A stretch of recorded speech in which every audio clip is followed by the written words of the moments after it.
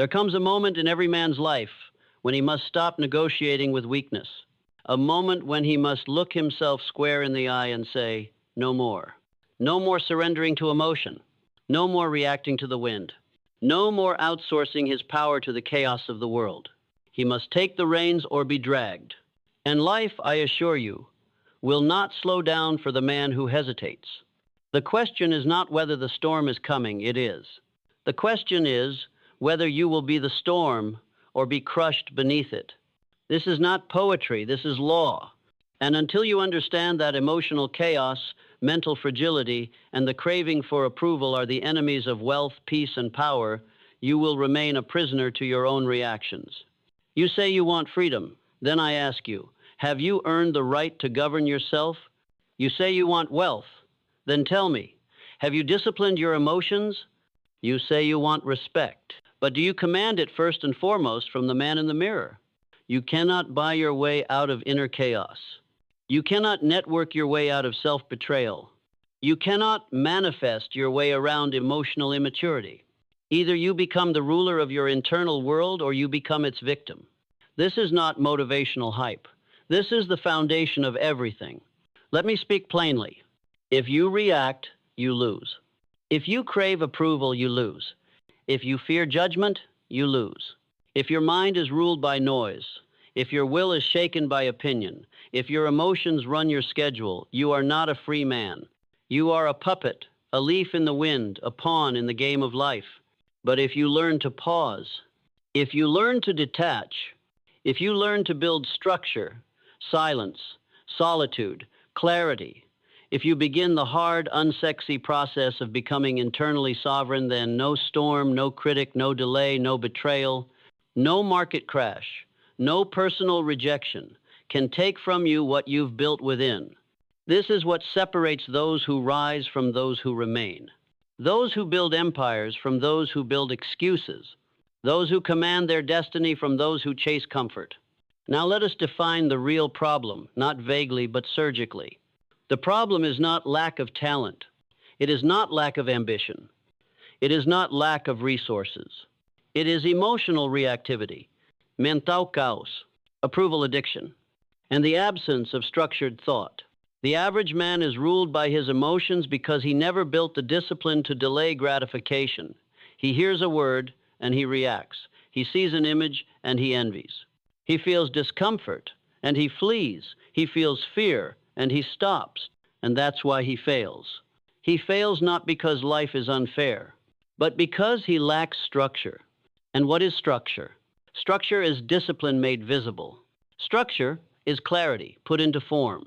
Structure is the result of a man who has taken full responsibility for his attention, his focus, his energy, and his direction. Without structure, your emotions will devour your ambition. Without structure, your need for comfort will sabotage your pursuit of purpose. Without structure, your life becomes a long apology for dreams you never had the courage to protect. But with structure, you become a machine. Not cold, not robotic, but unstoppable. Because now you are no longer reactive, you are intentional. You are no longer enslaved to feeling you are in command of thought. You are no longer tossed between moods, you have mastered your internal climate. Now, let us examine the solution. It is not a trick. It is not a hack. It is not a 7-step shortcut to happiness. The solution is hard. It is philosophical. It is ancient. It is the path walked by warriors, kings, philosophers, empire builders, and masters of industry. It is the path of self-mastery. It begins with emotional detachment. Then it ascends into mental discipline. And finally, it culminates in full internal sovereignty, the capacity to lead yourself when no one is watching, to choose right over, easy, to persist beyond resistance, to act with integrity in the absence of applause, and to sustain clarity in a world addicted to distraction. This is the path. And if you choose to walk it, the first thing you must kill is your addiction to emotion. Emotion is not bad. It is not evil. But emotion is a tool, not a master. And when the tool becomes the master, the house burns down. You cannot build anything that lasts on emotional impulses. You cannot build a business, a relationship, a physique, a vision, or a legacy if your mood dictates your behavior. You must become the kind of man who acts in accordance with principle, not feeling, with clarity, not compulsion, with vision, not reaction. To do this, you must install new laws into your inner world. And the first law is this: if I do not master emotion, it will master me. And if it masters me, my future belongs to it, not me. That is the first lesson. Because to stop here would be to turn back at the gates of your own kingdom. And I tell you, every step forward now is not just a step toward success, but a step toward sovereignty. Because what lies ahead is not a reward handed to you by the world. What lies ahead is power earned by the conquest of self. Let us now go deeper into the first pillar of mastery: emotional detachment. Detachment is not the absence of feeling. It is the refusal to be ruled by it. The detached man feels fully, but responds only from principle. He experiences fear, but does not obey it. He is aware of insult, but does not react. He notices temptation, but he does not indulge. Detachment is the power to step outside yourself, to observe your own emotion without becoming it. Most men are not defeated by external enemies. They are destroyed by the unchecked armies within emotion without discipline, desire without direction, anger without pause, fear without logic. These forces rise like a tide, and because no internal wall has been built, they flood the man's life. He overcommits, he quits too early, he lashes out, he gives in, he betrays himself. If you cannot remain calm in the presence of pressure, then you cannot be trusted with power. The man who cannot remain still under fire cannot lead an army. The man who cannot observe without reacting will never master strategy. The man who cannot delay gratification will always sell his future for the illusion of ease. But when you detach, truly detach, you begin to see life as it is, not as your emotion wants it to be. You move from illusion to clarity. You move from chaos to architecture. You move from noise to command. And once you do that, your entire rhythm changes. Your breath slows, your eyes sharpen, your voice deepens, your decisions gain weight. The world begins to feel your presence. You are no longer just another man in the crowd. You are a sovereign among civilians. You speak only when necessary. You move only with purpose. You no longer entertain mediocrity in conversation, in company, or in commitment. Now let us speak of the second pillar: mental discipline. If detachment is the act of stepping back, then discipline is the act of stepping forward deliberately, relentlessly, with precision. Discipline is not just waking up early or working hard. Discipline is the internal agreement that your higher self makes with your present self and the refusal to break it. Discipline says, I will not be governed by mood, I will be governed by mission. Discipline says, if I said I would, I will regardless of how I feel. Discipline says, my identity is forged in obedience to the standard I have chosen, not the weakness I inherited. You cannot build anything of value without this kind of discipline. You cannot build wealth, because wealth requires repetition of boring excellence. You cannot build respect, because respect is earned through consistency, not performance. You cannot build mastery, because mastery is the daily choice to improve when no one watches and no one cares. Mental discipline is the gatekeeper of greatness. The disciplined man does not ask for motivation. He builds momentum. He does not wait for clarity. He creates it. He does not expect to feel ready. He knows that readiness is a byproduct of movement, not a prerequisite. Discipline is the quiet voice at 5 a.m. that says, you said you would. Discipline is the refusal to indulge thoughts that weaken the will. Discipline is the slow, grinding loyalty to a future that no one else can see but you. You do not rise to the level of your goals. You fall to the level of your structure. And your structure is only as strong as your discipline. Next, we elevate into the third pillar, thought mastery. Thought precedes reality. As Hill himself once wrote, whatever the mind can conceive and believe, it can achieve. But few understand that belief is not emotional hype. It is the result of precision thinking, filtered emotion, and rigorous introspection. To master thought, you must first eliminate mental noise. The average mind is a junkyard of unverified opinions, recycled fears, secondhand beliefs, and viral distractions. It is not a mind, it is a megaphone for the world's chaos. And as long as you allow your attention to be hijacked by what does not matter, you will forfeit your power to shape what does. Mastery begins with subtraction. Remove weak input. Remove gossip. Remove media that weakens clarity. Remove voices that speak to your comfort instead of your commitment. Then and only then begin to install precision. This is the practice of accurate thinking. Do not think in wishes. Think in cause and effect. Do not think in I hope. Think in if I do this, then that will follow. Train your mind to trace consequences, to see the full path, to ask, if I indulge this thought, where does it lead? If I act on this emotion, who pays the price? If I make this decision, will I regret it 10 years from now? The thinker who cannot trace his thoughts to their outcomes is no thinker at all. He is a slave of suggestion, easily swayed, easily confused, easily broken. But the man of accurate thought is dangerous because he is immune to manipulation, because he sees the trap before it's set, because he plays long games while others chase short feelings. Now let us pause here, not to break immersion, but to deepen it. You are not here to consume information. You are here to transform. You are not here to memorize lines. You are here to embed laws. You are not here to perform strength. You are here to become it. So ask yourself, what do I still allow to rule me? What emotion still owns my mornings? What impulse still hijacks my evenings? What illusion still blinds my path? Then say this to yourself not softly, but with resolve. I will not be ruled by anything smaller than the man I am becoming. That is the law now. And once you accept it, everything changes.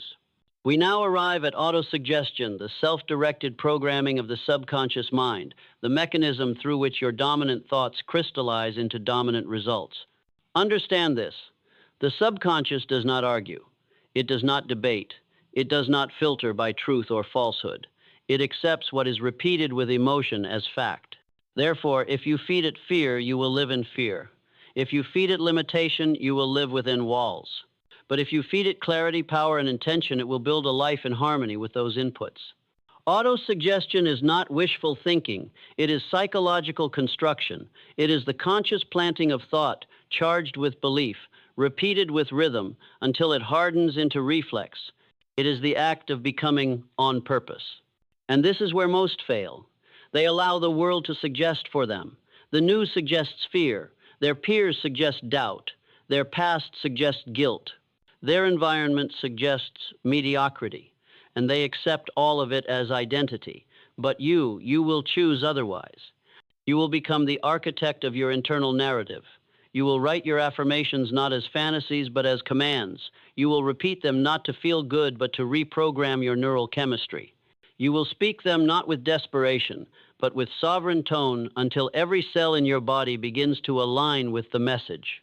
Say to yourself, I am calm in the presence of chaos. I move only by principle, not emotion. My mind is a fortress, impenetrable to weakness. My standard is not negotiable. I do not seek permission. I create direction. Say it. Every morning, every night. Say it when you are strong. Say it when you are tired. Say it until there is no longer a gap between the statement and your embodiment of it. This is the law of autosuggestion. What you repeatedly affirm with clarity and intensity, you eventually become, not because of magic, because of neurological law. And now, from this place of declared identity, we enter the next domain, the law of mental neutrality. What is neutrality? It is the ability to perceive reality without distortion, to see events as they are, not as your emotions demand them to be. The neutral mind does not panic, it calculates. It does not assume, it observes. It does not collapse into stories, it evaluates facts. Why is this important? Because without neutrality, there is no clarity. And without clarity, there is no precision. And without precision, you cannot execute at the level required to win. The reactive man lives in a fog. The neutral man lives in strategy. The reactive man interprets every event as personal. The neutral man sees it as data. You cannot lead a life of impact if you are triggered by every fluctuation in your environment. You cannot build legacy if your perception is hijacked by bias, insecurity, and emotion. Neutrality is not passivity, it is strength in its most efficient form. It is the man who remains still when all around him panic. It is the leader who makes decisions from facts, not fear. It is the father who disciplines with love, not rage. It is the warrior who strikes with precision, not frenzy. If detachment gives you distance from emotion, neutrality gives you clarity of vision. And clarity, as we will soon discuss, is the very compass of destiny. But before we speak of clarity, let us visit the root beneath all roots, self-image. You will never outwork your self-image. You will never outperform the identity you've installed at the subconscious level. If you see yourself as average, you will sabotage anything extraordinary. If you see yourself as weak, you will manufacture excuses when strength is required. If you see yourself as reactive, you will repeat patterns that reinforce that identity. Therefore, you must now begin to construct consciously, deliberately, relentlessly the image of the man you choose to be. Ask yourself daily, who am I becoming? How does he think? How does he move? What does he tolerate? What does he no longer permit? Then align your actions accordingly. Not some of the time, not when you feel like it, but until your behavior and your belief are one. And when they are one, when thought, speech, and action move in unified rhythm, then you will know power, not momentary power, permanent power, power not as force, but as presence. That is the moment when success becomes inevitable. Now let us revisit the deeper truth that few dare to embrace. The world will not give you what you want. It will give you what you tolerate. If you tolerate distraction, you will live in noise. If you tolerate mediocrity, you will live beneath your potential. If you tolerate chaos within, you will experience chaos without. But if you set a standard and enforce it with thought, with silence, with discipline, the world will recalibrate around you. You are not here to adapt to life. You are here to shape it. But first, you must outsmart it. And to outsmart life, you must outgrow your emotional self. This is not an overnight shift. This is war, daily war, between the version of you who reacts and the version of you who reigns, between the moment of comfort and the future of purpose, between the voice of doubt and the law of discipline. Every day, you choose, and your results do not lie. You either build the inner kingdom or you remain a servant of circumstance. You either elevate above reaction or you drown in the tides of your own undisciplined mind. And if you are still with me now, then you are ready. Not ready to feel good, ready to evolve, ready to take the reins of your inner world, turn them into structure, and build a life that obeys you not because the world changes, but because you have. Let us speak now of personal initiative, the master key that activates all other principles. Without initiative, definiteness of purpose is useless. Without initiative, discipline lies dormant. Without initiative, even the most brilliant ideas remain unborn. Personal initiative is that inner fire, not external pressure, which moves a man forward when there is no applause, no support, no recognition. It is the divine rebellion against stagnation, the refusal to wait for conditions to be perfect. It is the decision to move not because you feel ready, but because you refuse to remain ordinary. Understand this. The world does not care what you know. It responds to what you do. Knowledge without initiative is vanity. Desire without initiative is fantasy. Vision without initiative is a lie you tell yourself to feel like you're becoming something. The man of personal initiative takes responsibility for movement always. He does not wait for mood. He does not seek permission. He does not calculate how it will feel. He moves because movement is sacred, because action is proof of identity. Initiative says, I will begin when it's hard. I will act while others hesitate. I will press forward while others reflect on their limitations. This is how empires are built, not through lightning bolts of luck, but through sustained, disciplined movement rooted in inner command. Because once initiative becomes habit, you are no longer governed by inertia. You have converted thought into velocity. You have turned intention into impact. But what sustains initiative? What protects it from burnout, from panic, from collapse? The answer is hidden in the next law, the power of calmness. The man who is calm cannot be manipulated. The man who is calm cannot be baited. The man who is calm sees clearly, speaks rarely, and acts decisively. Calmness is not apathy. It is heightened awareness, without internal interference. It is the mind, free of turbulence. It is the nervous system, under command. It is the presence that walks into the room and changes it not by noise but by signal. Most men are reactive because they are not calm. They are prisoners of inner noise.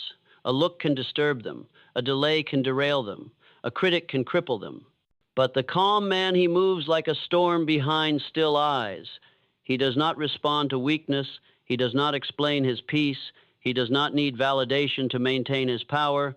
Calmness comes from detachment. It comes from discipline. But more than that, it comes from belief. The man who knows who he is does not fear turbulence. He walks through it. Because calmness is not just a state. It is the mark of a man who no longer negotiates with emotion. The calm man is not slow. He is surgical.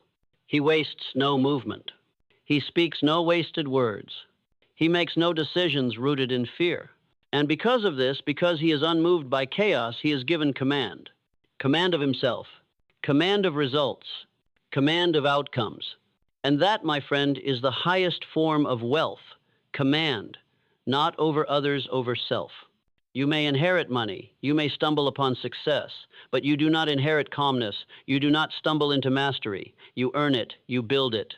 You pay for it in silence, in sweat, in solitude, in decisions made when no one is watching. And now, if you have come this far, if you are still present with me, then you must understand. You are no longer here to be informed. You are here to be transformed, not into someone new, but into who you were always meant to be.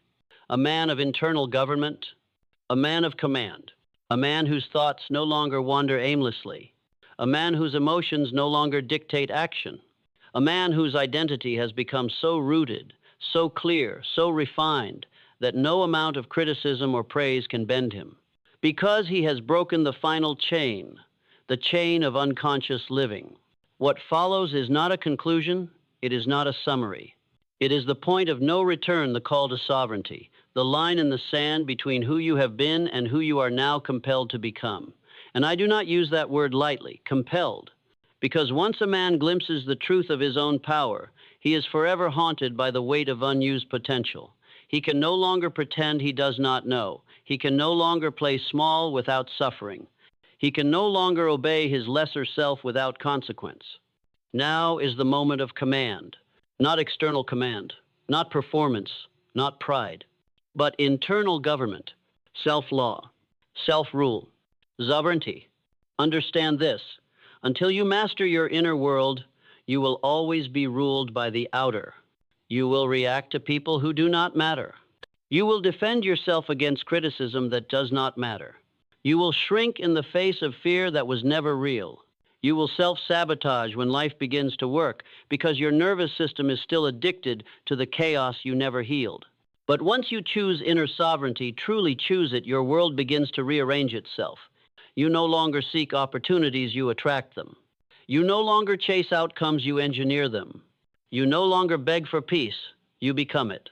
Because everything, and I mean everything, changes the moment you realize that no enemy can defeat the man who has mastered himself.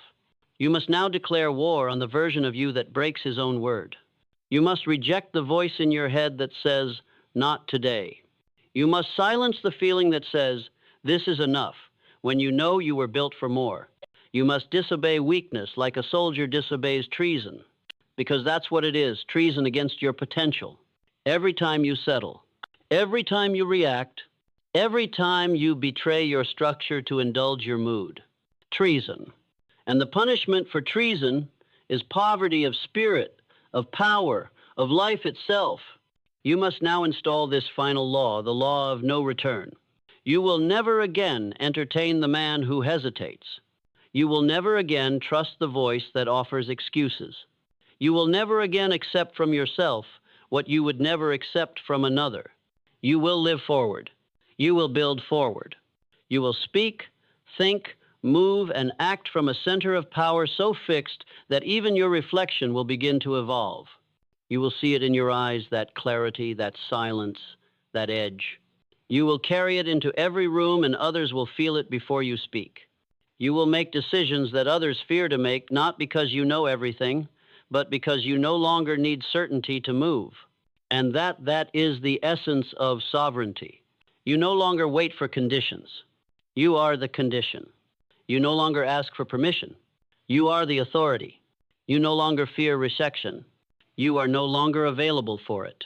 Because once a man has mastered the storms within him, the storms outside become irrelevant, and that, my friend, is your task. Not to impress, not to outperform, not to rise in comparison to others, but to reign silently, powerfully, decisively in the world within. So I say to you, as Hill once said to those who dared to build empires of mind before material, life yields to the man who demands from it no less than dominion over self. And now you must go, not back, forward, not with noise, with silence, not with pressure, with principle, not with emotion, with clarity. You will walk away from this with one code: I govern me. And because you do, everything else will fall in line. Now rise, and do not stop, not for applause, not for comfort, not for fear, not for fatigue, not for anyone.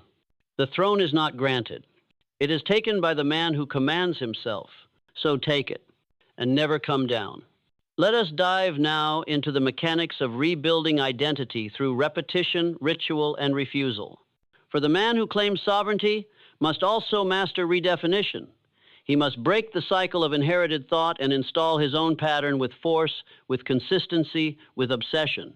Because identity is not found. It is built, and it is built through repetition, ritual, and refusal. Repetition is not mere routine. It is not going through motions. Repetition is the conscious re-etching of a new identity onto the walls of your subconscious. You do not become the man of focus by thinking once with focus. You become him by thinking the same clear thought 1,000 times until there is no longer a space in your being that can entertain confusion. You write, you speak, you visualize, you act, and then you do it again. Not because it is exciting, but because it is law. The same way the sun rises each day with no drama, no applause, just certainty. So too must your new identity rise in your words, in your posture, in your tone, in your decisions. And then comes ritual, the architecture of transformation. You rise early not for motivation, but for conquest. You speak your standard aloud not to feel good, but to remind the world who commands your life. You move your body, sharpen your thoughts, and enter each day like a general entering enemy territory, alert, exact, and unrelenting. Your ritual is not aesthetic. It is war protocol. It is the declaration of war against everything inside of you that whispers mediocrity.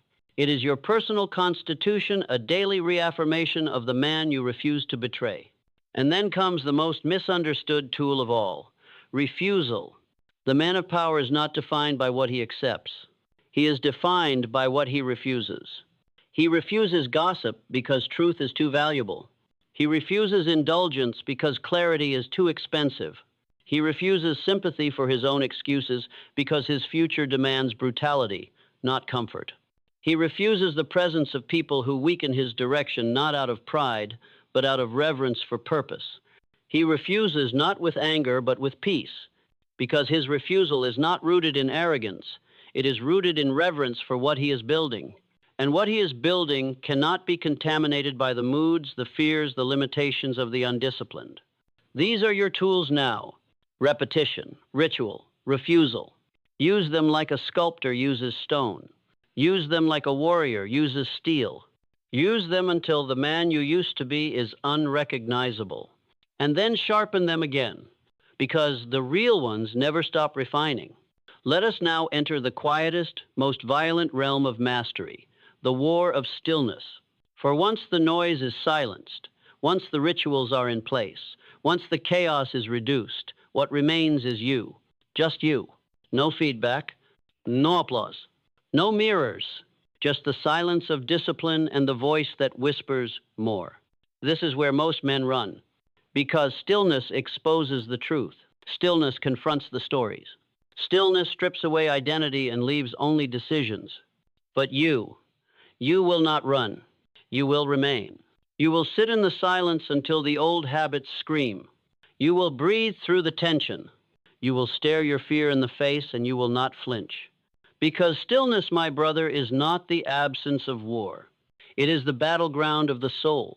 And only those who master stillness can command movement. You are becoming that man now. Not just focused, but forged. Not just driven, but distilled. Not just structured, but sovereign. And if you continue this way, not for a week, not for a burst of motivation, but as a way of life, then the world will not understand you. They will say you are intense. They will say you are obsessed. They will say you are too much. But that is because they have settled for too little. You are not here to be understood. You are here to build something eternal, starting with yourself. Bottom of form. Because when a man reaches this level of inner discipline, of sovereign clarity, he no longer moves because he is pushed. He moves because he has become motion itself. His will becomes gravity. His discipline becomes architecture. His vision becomes law. Let us now descend into the next dimension of command, environmental sovereignty. For even the strongest mind, if planted in toxic soil, will struggle to rise. You must now understand environment is not neutral. It is either feeding your growth or feeding your decay. There is no in between.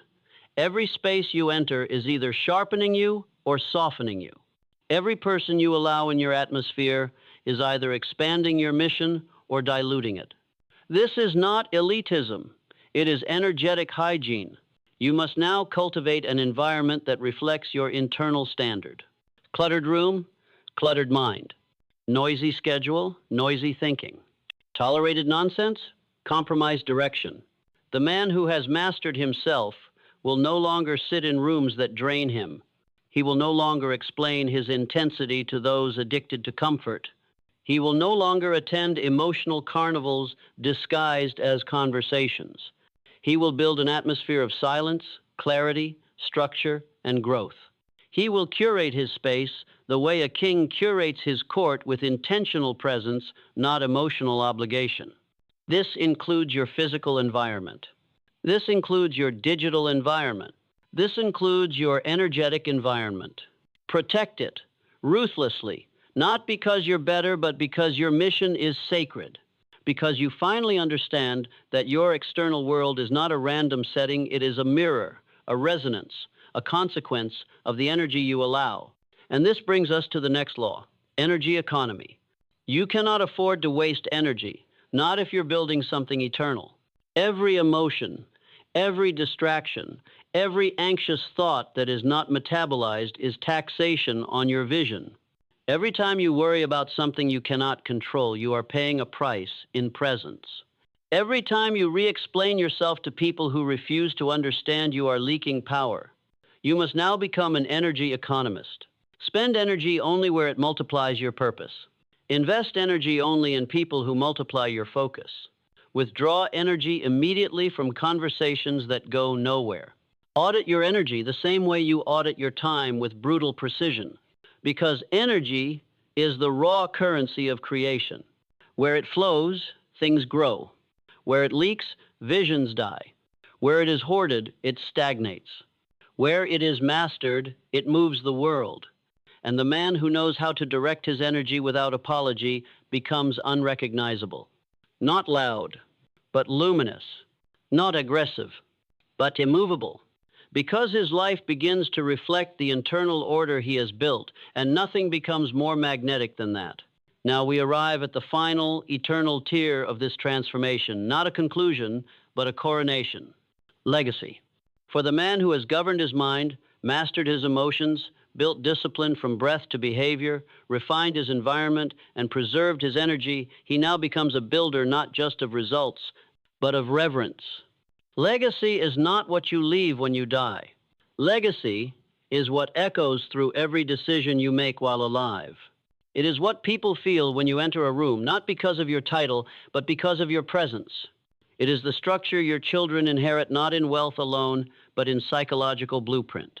It is the peace you radiate, the standard you enforce, the clarity you speak into confusion, the truth you carry into conversations that are allergic to truth. Legacy is the way the world bends around a man who has bent himself to his highest standard. Legacy is not a mansion. It is a mentality, not a statue, but a signal. Notaresume, butarit.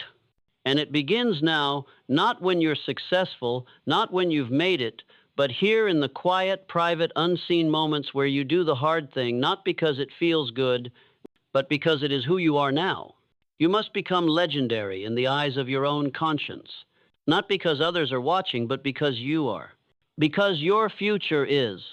Because your name, your life, your legacy are too sacred to be built on weakness, delay, and apology.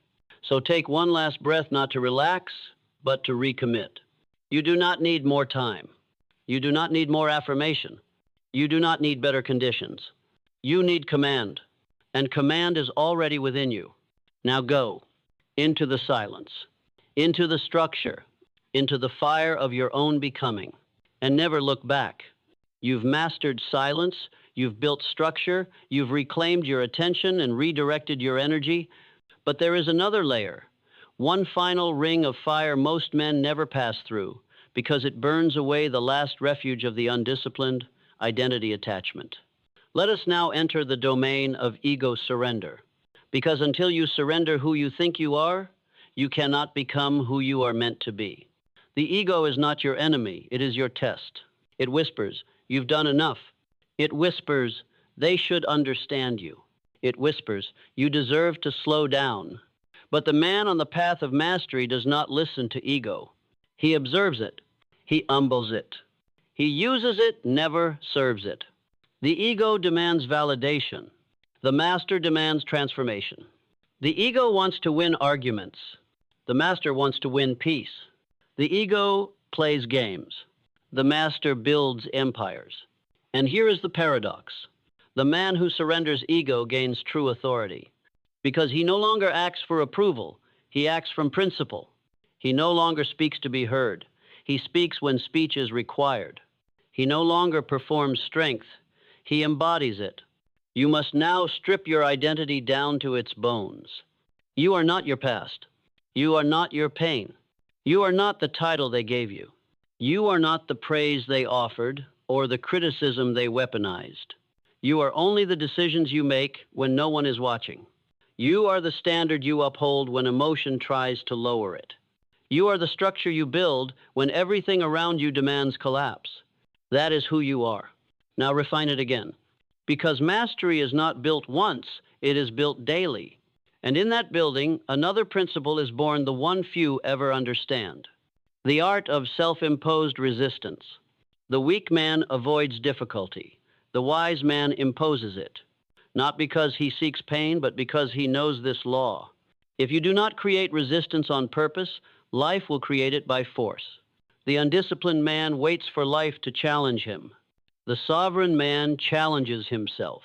You must now create intentional hardship, not recklessness, but resistance calibrated for growth. Wake when your body says no. Read when your mind begs to scroll. Delay food, comfort, reply, pleasure not to suffer, but to dominate your inner animal.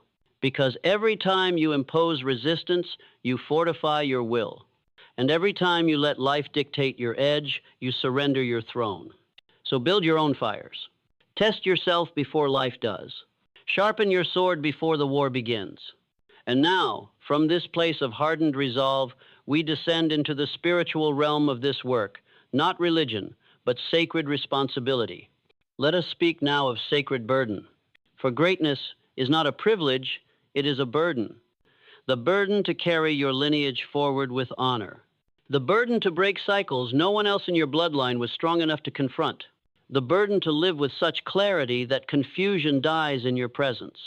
The burden to speak with such precision that lies cannot breathe around you. You are not rising for you alone. You are rising for every version of you that suffered in silence and didn't have the tools. You are rising for every person watching who will never say thank you, but who needs your example to survive. You are rising for the echo of your name 100 years from now when you are gone, and all that remains is what you built or what you neglected. That is sacred burden, and the man who accepts it becomes more than man. He becomes a signal, a standard, a force. He walks differently, not with pride, but with presence. He speaks differently, not with volume, but with voltage. He chooses differently, not for pleasure, but for permanence. And now, if you are still breathing in this rhythm with me, if your blood is still calm and your focus still fixed, then there is one more level to enter the dimension of irreversible becoming. You have heard the call. You have felt the heat. But now comes the final law. Do not allow this to fade, because the world will try to pull you back. It will tempt you with the comfort of being understood. It will offer you applause in exchange for your edge. It will say, "You've changed," like that's an insult. Let them say it. Let them doubt you. Let them mock your silence. Let them misunderstand your discipline. You are not here for them. You are here for the man you see in visions when your eyes are closed and your spirit is still. You are here for the future that refuses to arrive until you become worthy of it. You are here to become irreversible, so disciplined, so silent, so strategic that there is no going back. No more explaining. No more reacting. No more dimming. From now on, every step you take will be written in stone. Every word you speak will shape the atmosphere. Every breath you take will be governed by intention. You are no longer building a life. You are building a legacy of standard, a legacy of structure, a legacy of sovereignty. And that kind of legacy does not come cheap. It demands your identity. It demands your comfort. It demands your distractions. It demands everything you are not so that everything you are can rise. So rise, and let the silence follow behind you like thunder. You've walked through fire, not flames that burn the skin, but those that consume the lie of weakness, the lie that you are average, that you must wait, that you must ask, that you must react. You've stood still in storms that once would have broken you. And now, as the last walls fall away, we arrive not at an ending, but a threshold. A threshold that says, from this moment forward, I do not return to who I was. I do not negotiate with my old self. I do not need to explain what I'm building. I only build. The man who finishes what he starts becomes a different force entirely. So now you walk with what I call the quiet edge. It is the edge that does not speak unless necessary. It is the edge that no longer feels the need to convince, impress, or explain. It is the edge of presence where every step is intentional, every breath is a recalibration, and every glance carries the weight of decisions made in solitude. You will become misunderstood good. You will be doubted good. You will be accused of being different excellent. Let them say what they must. Their words are not the measure. Your inner code is, and the man who lives by internal code will outlast every critic who lives by consensus. Now embed this into your bones. There is no final destination. There is no mountaintop where the work ends. There is only refinement. There is only obedience to the standard. There is only daily war against mediocrity, softness, apology, emotional sabotage. And in that war, you are no longer a soldier. You are the general. You do not react. You do not explain. You do not regress. You simply wake up, execute the code, protect the mission, hold the line. Because discipline is now your oxygen. You don't do it for motivation. You don't do it for results. You do it because it is who you are now. It is in your walk. It is in your tone. It is in your silence. You are not moved by failure because failure cannot reach a man who is no longer available for collapse. You are not swayed by praise because you've buried the version of you that needed to be seen. You are not slowed by doubt because you've trained your nervous system to respond only to clarity. And now you look at the world not as a maze to survive, but as a battlefield you were born to command. Let this be written on your mind as law. I no longer ask what I feel like doing. I ask what the standard requires. And when you live this way, not sometimes, not when convenient, but as a way of life, you become a silent juggernaut in a noisy, trembling world. The kind of man people don't understand but follow. The kind of man who doesn't need to explain his greatness because he is it. The kind of man whose absence is felt more than most men's presence. This is not theory. This is you now. Not tomorrow, not when you feel ready, not when they believe in you. Now, because the throne has been waiting, and it will not wait forever. Either you take it or you spend the rest of your life explaining why you didn't. So this is the part where most people stop reading, but not you, because you've changed. You don't just want power anymore. You've become it. You don't just admire strength. You carry it. You don't just believe in vision. You execute it. And because of that, the world will bend. It may not happen today. It may not happen in a month. But if you keep walking, if you keep building, if you keep sharpening the code while others sleep, the world will catch up. And when it does, you won't be surprised. Because you were never chasing the reward. You were honoring the standard. And that, my brother, is the final victory. Not in celebration, in continuation. So go now with the quiet edge. And never return. Not to who you were. Not to what you tolerated. Not to the noise you outgrew. Because this path doesn't end. It evolves. And so will you. Forever.